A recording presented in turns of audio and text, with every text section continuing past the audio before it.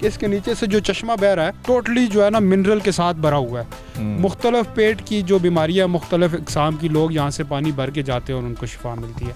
यहाँ पे कहत का समा होता था जब पानी बारिशें नहीं होती थी और पानी की शॉर्टेज होती थी गाँव में, तो हम आके बाकायदा इस के जो चश्मे से पानी था वो हम निकालते थे। हाँ। हम बाकायदा इसके ऊपर पानी डाल के जाते थे। अच्छा। और शाम को जाते थे और वो बारिश हो जाती थी।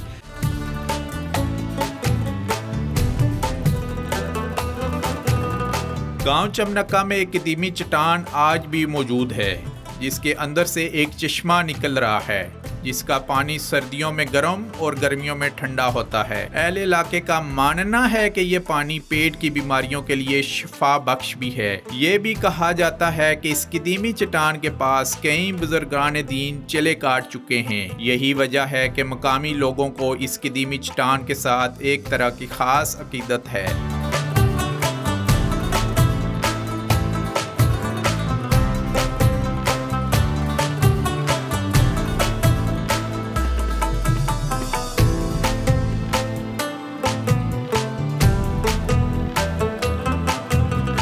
कुछ मिथ भी होती हैं, लेकिन कुछ में लोगों का बिलीव भी होता है।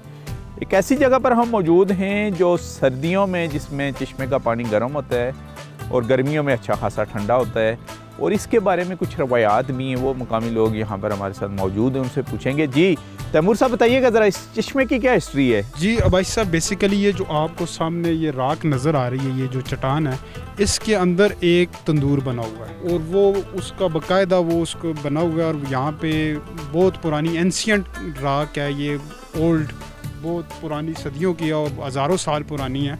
हमने अपने आबाओ अजदाद से जो बातें इसके साथ मुंसलिक है, जो सुनी है, वो मैं आपको बताता चलूँ कि इसके नीचे से जो चश्मा बह रहा है टोटली जो है ना मिनरल के साथ भरा हुआ है। मुख्तलिफ पेट की जो बीमारियाँ, मुख्तलिफ इकसाम की लोग यहाँ से पानी भर के जाते हैं और उनको शिफा मिलती है। और जैसे आपने बताया कि पानी गर्म और वो ठंडा रहता है और उसकी भी एक बड़ी खासियत है और बड़ा फुली मिनरल वाटर है।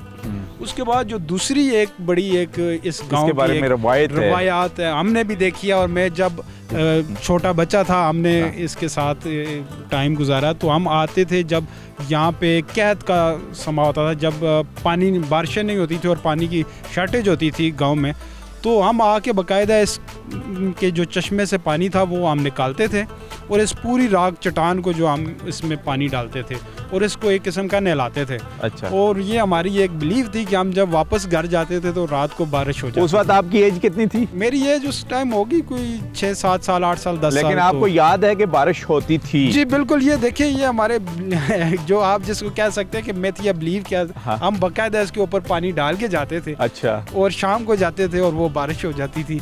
अच्छा। तो ये इसका जो इस्लामिक पॉइंट ऑफ व्यू है वो इसके, ये हमारी एक अपनी एक वो रस्म रवाज था। रस्म रवाज भी है और इस्लामिक पॉइंट ऑफ व्यू से मत बिलीव भी था एक। जी हाँ, कि ये इसको ये क्योंकि बुजुर्गों की निशानी थी। यहाँ पे कई बुजुर्गों ने चिल्ले काटे। अच्छा, वो आप शायद साहब बताइएगा, यहाँ क्या कि कोई चिल्ले शले भी काटे गए इस जगह? इस जगह की किस वजह से बारिश होती थी? क्या किसी रूहानी पेशवा ने यहाँ चिल्ला काटा है? जी भाई साहब, बिल्कुल जिस तरह हमने अपने बुजुर्गों से सुना है, वो हमारे गांव में ये एक दरबार शरीफ है, मज़ार है उन बुजुर्गों का। काफ़ी बड़े बुजुर्ग थे, नामी ग्रामी बुजुर्ग थे, उन्होंने काफ़ी दफ़ा चिल्ला किया है। और इसके साथ मुल्क जो हमारा दूसरा गांव है, उसके बुजुर्ग भी आके इधर चला किया करते थे। अच्छा। अपनी जो बात, कौन से सन की बात कर रहे हैं आप? चले तो मुख्तलिफ औकात में होते रहे ना। अच्छा। जो हमें बुजुर्गों ने बताया वो 60-70 साल 80 साल पहले की बात है। वो कहते हैं कि आते थे इधर बुजुर्ग चिल्ला करते थे बाकायदा। अच्छा, ऊपर तंदूर टाइप बना हुआ, क्या वहाँ पर रोटियाँ भी पकाई जाती? नहीं, रोटियाँ तो नहीं पकाई जाती। अलबत्ता हमने भी इस तरह ही देखा है, पूरा बाकायदा तंदूर जिस तरह होता है। और साथ में उसके साथ छोटी सी बारादरी भी है। बारादरी भी है, बिल्कुल तंदूर की जिस तरह प्रॉपर घर में होती है, बिल्कुल। और पूरा ऊपर तंदूर बना हुआ है। और साथ उस वक्त पहले मैंने खुद भी थोड़ा देखा है, मिट्टी के जो थोड़े से इस तरह कुछ चीजें बनी हुई ना। जी, जिस तरह कोई मूर्ति, ऊंट वगैरह या इस तरह कोई छोटी छोटी चीजें, वो भी जो मुख्तलिफ सुराख है ना इसमें, उसमें रखी होती थी। अच्छा।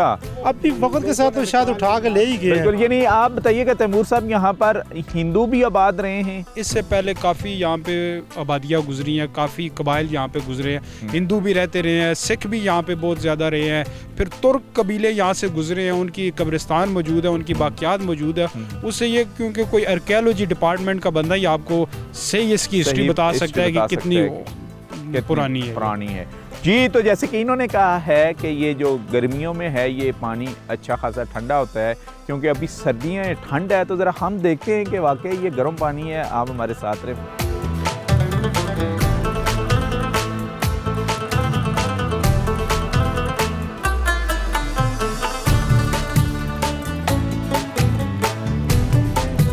तो कुदरती चश्मा है जी, जैसे इन्होंने कहा कि मिनरल से फुल ऑफ मिनरल्स, और उसकी वजह यह है कि जितने भी ये पहाड़ी इलाके होते हैं ख़ास करके, उनका पानी वैसे ही मिनरल से मालो माल हुआ होता है। क्योंकि वैसे ही हम आपको दिखाते आ रहे हैं कि ये जो बेल्ट है ख़ास करके खैबर पख्तूनख्वा के डिस्ट्रिक्ट एबटाबाद की, इसमें बेतहाशे किस्म के ना मिनरल्स हैं।